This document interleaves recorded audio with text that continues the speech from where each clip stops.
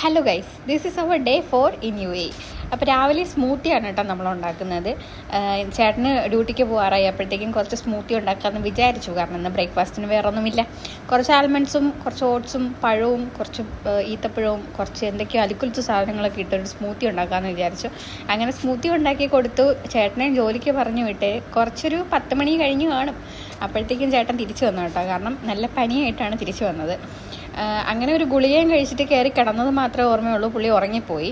ചേട്ടൻ പനിയായിട്ട് തിരിച്ചു വന്നപ്പോഴത്തേക്കും ഞാൻ കുറച്ച് പയറെടുത്ത് വെള്ളത്തിൽ ഇട്ടിട്ടുണ്ടായിരുന്നു. അത് നമ്മൾ ഉച്ചയ്ക്ക് കഞ്ഞിയും പയറും ആക്കി കേട്ടോ.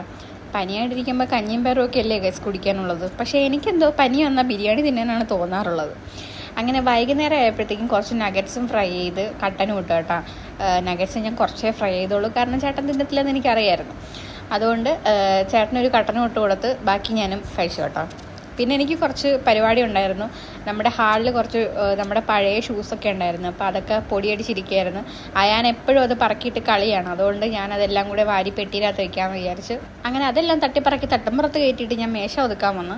ഈ കബോർഡിനകത്ത് നിറയെ കുറേ ഫോൺ കേസും കുറേ അലിക്കുലത്ത് സാധനങ്ങളും ആയിരുന്നു. അതിനകത്ത് വേണ്ടാത്തെല്ലാം പറക്കി കളഞ്ഞിട്ട് ഫോൺ കേസ് എല്ലാം ഞാൻ അടുത്ത് അവിടെ വെച്ചു. കാരണം ഇതൊന്നും എൻ്റെ ഫോണിന് സ്യൂട്ടാവുന്നതല്ല ഗൈസ്.